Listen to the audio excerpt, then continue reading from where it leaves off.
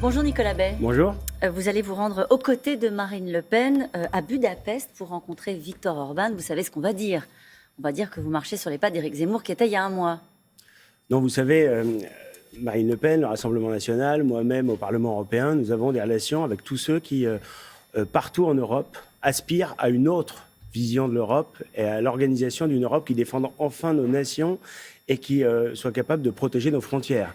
On voit bien aujourd'hui que l'Union européenne organise une sorte d'impuissance collective, que ce sont des commissaires européens que personne n'a élus, que personne ne connaît, qui décident à la place des peuples. Et bien Viktor Orban, il représente un peu cette avant-garde, en quelque sorte, qui montre une autre voie pour l'Europe, une voie qui retrouve notre identité. Le fait qu'Éric Zemmour y soit allé il y a un mois, c'est pas un sujet pour vous? Non, il n'y a absolument aucun lien. Et d'ailleurs, c'est le même type de rencontre? D'abord, ce n'est pas le même type de rencontre, en l'occurrence, puisque Marine Le Pen s'y rend à la fois comme chef de parti, comme candidate à l'élection présidentielle, et justement pour porter un projet alternatif de rassemblement à l'échelle continentale avec tous les patriotes. C'est un modèle pour vous, la Hongrie de Viktor Orban? Mais surtout, il montre une voie différente. Mais sur le fond... On ne va pas faire d'immixtion dans la vie politique hongroise, justement parce que nous sommes attachés aux souverainetés nationales. Mais on voit bien aujourd'hui, il y a 12 pays européens, par exemple, qui ont demandé à l'Union européenne de protéger enfin les frontières extérieures. C'est ce que Viktor Orban fait depuis 2015, quand il a construit un mur à la frontière extérieure, et ce qui lui a été reproché par la Commission. Ce que je voudrais savoir, c'est est-ce qu'il vous inspire? Il est aux responsabilités. Est-ce qu'il inspire l'extrême droite française? C'est comme ça qu'il est parfois D'abord, nous ne sommes pas décrit. l'extrême droite, et ensuite... Oui, il nous inspire en ce qu'il défend l'identité de son peuple et qu'il refuse les dictats de Bruxelles. Il ne veut pas céder au chantage migratoire. Il ne veut pas donner des droits toujours plus importants aux migrants. Il veut défendre les familles. Il veut encourager la natalité. Regardez par exemple, l'Union européenne défend l'idée que finalement c'est les premiers théoriciens du grand remplacement. Ils défendent l'idée qu'il faudrait faire venir d'une immigration de masse pour compenser le déclin démographique. Et bien lui, il propose pour compenser parfois le manque de main d'œuvre.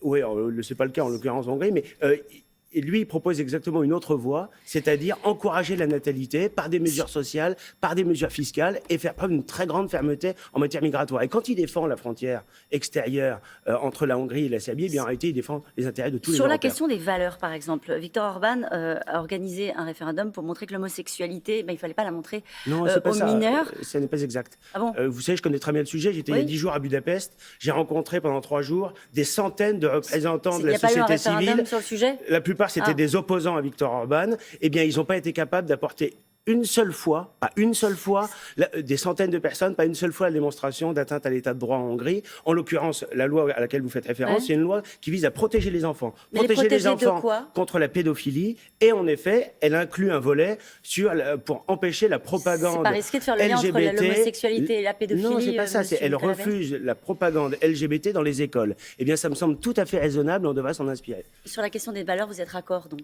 Mais quelles sont les valeurs avec lesquelles on pourrait ne pas être d'accord? Celle-ci, vous l'êtes. Quand il défend notre identité, lorsqu'il défend les valeurs qui ont fondé l'Europe, la civilisation européenne, qui trouve ses racines dans la raison grecque, dans le droit romain, dans la chrétienté, tout ce qui a façonné notre culture, et ce qui a fait que la civilisation européenne est sans doute la plus belle et celle qui a le plus rayonné à travers le monde. Je vous pose la question parce que, pardon, je vous reparle encore d'Éric Zemmour, il dit, lui, par exemple, qu'il lutte politiquement en France contre le lobby gay. Est-ce que ça, c'est des choses dans lesquelles vous vous reconnaissez? Non, mais c'est des propos qui lui appartiennent. Mais en réalité, il y a aujourd'hui un activisme LGBT qui est bien réel, qui vise, par exemple, à promouvoir la transidentité dans les écoles, qui vise, par exemple, à imposer, après la PMA, la GPA, c'est-à-dire la location des ventres des femmes. Et c'est de ça dont on parle. Hein. Eh bien, ce sont des dérives extrêmement graves qui sont portées, en effet, par des activistes.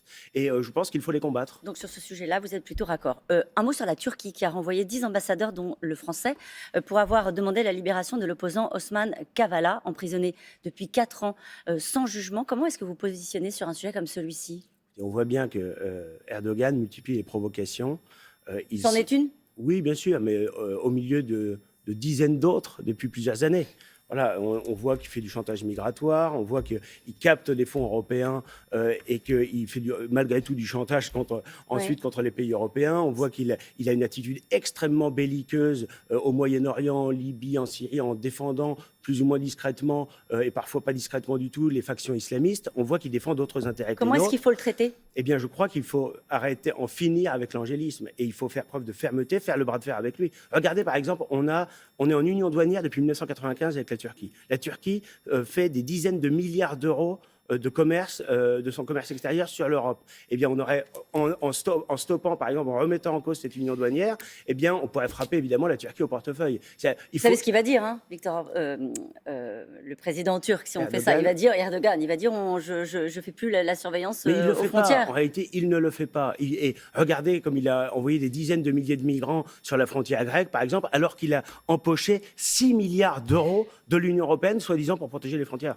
Est-ce que Marine Le Pen va rencontrer Vladimir Poutine dans cette campagne? Écoutez, ça, c'est elle qui le dira. Elle a déjà eu l'occasion de le rencontrer dans le passé. En réalité, on doit avoir, sur ces questions internationales, une attitude équilibrée. C'est d'ailleurs la spécificité de la France, un peu dans l'esprit du général de Gaulle.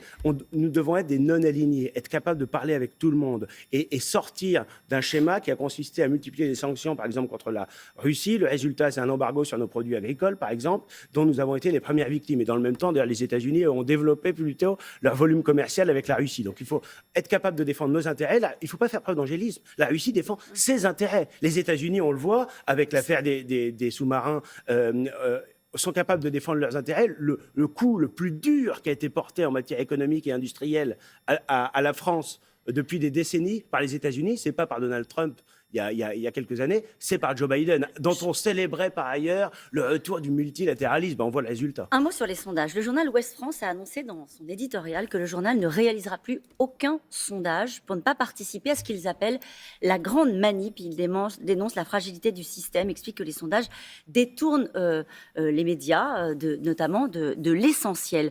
Est-ce que vous pensez que les sondages manipulent ce début de campagne, Nicolas Je ne Bay? dis pas qu'il y a une volonté de manipuler, mais le résultat, c'est que la profusion de sondages qui mettent l'accent uniquement sur des rapports de force conjoncturels, en quelque sorte, à 6 mois de l'échéance, eh bien, empêche un peu finalement le débat de fond. Et on sait très bien qu'ils n'ont pas une valeur très prédictive, puisque il y a 6 mois avant 2017, c'est Alain Juppé qui était élu président de la République à coup sûr. On sait ce qu'il en est advenu. 3 mois avant, c'était François Fillon. Donc il faut les prendre à prudence. Ils n'ont pas favorisé la progression d'Éric Zemmour, les sondages?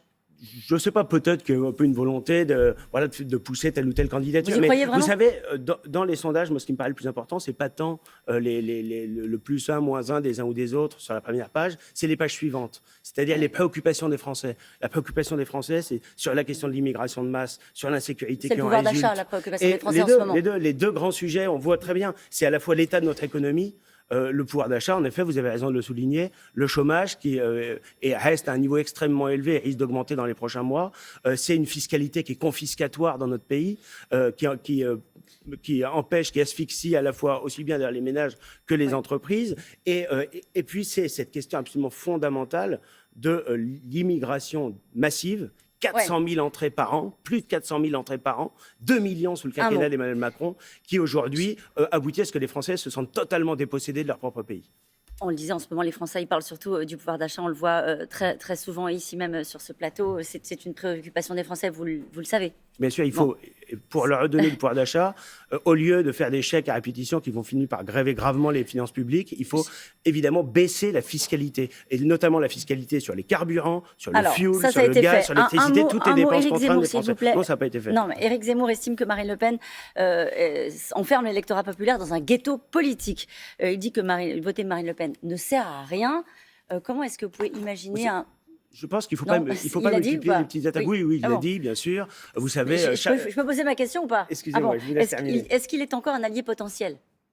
Écoutez, chacun fait valoir ses différences. C'est le jeu électoral et nous n'avons pas peur de la concurrence. Il faut garder une chose à l'esprit, et tout le monde doit garder ça à l'esprit, c'est qu'il faudra être capable de se rassembler au second tour au moins, si ce n'est pas dès le premier tour, pour éviter qu'Emmanuel Macron soit 5 années de plus à l'Élysée. Moi, c'est mon objectif. C'est dans cette campagne, c'est de faire en sorte que le rassemblement, nous devrons opérer le rassemblement des patriotes, parce qu'on voit que sur tous les sujets, nos idées sont devenues majoritaires. Il faut que ça se transforme électoralement. Donc il faut qu'il baisse d'un ton, c'est ça que vous lui dites? Écoutez, je n'ai pas à lui dire ce qu'il a à faire, mais je pense qu'il faut éviter les attaques ou les critiques inutiles et concentrer les flèches sur ceux qui sont au pouvoir et qui ont mis la France dans l'état où elle est aujourd'hui. Merci Nicolas Bay.